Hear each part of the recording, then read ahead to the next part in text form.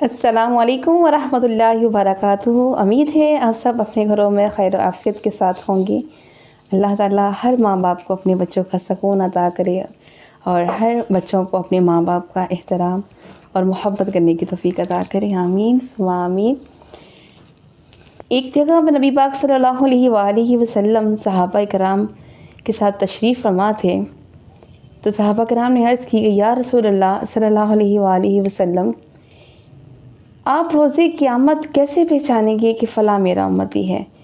کہ روز قیامت تمام لوگ ہوں گے، تمام قومیں ہوں گی، تو روز قیامت آپ کیسے پہچانیں گے کہ فلاں یہ میرا امتی ہے؟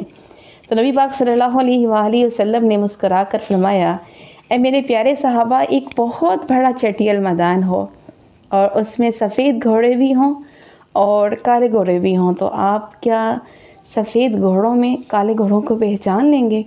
تو صحابہ کرام نے عرض کی کہ یا رسول اللہ صلی اللہ علیہ وآلہ وسلم، ہمارے ماں باپ آپ پہ قربان کہ ہم تو دور سے پہچان لیں گے کہ وہ سفید گھوڑے کھڑے ہیں کالے گھوڑوں میں۔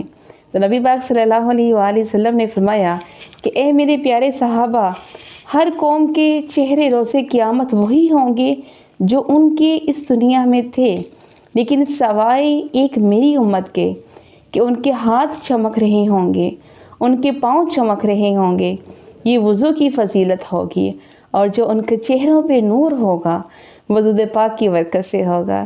تو شاعر فرماتے ہیں کہ نور آنکھوں میں تو چہروں پر اجالے ہوں گے، نور آنکھوں میں تو چہروں پر اجالے ہوں گے، مصطفیٰ والوں کے انداز نرالے ہوں گے۔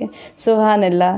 اللہ تعالیٰ ہمیں وضو کے ساتھ رہنے کی اور اب نبی پاک صلی اللہ علیہ وآلہ وسلم پر ہر وقت ادب احترام کے ساتھ درود پاک پڑھنے کی توفیق عطا فرمائے۔ بہت شکریہ، اپنی ڈھیر ساری دعاؤں میں مجھے یاد رکھیے گا۔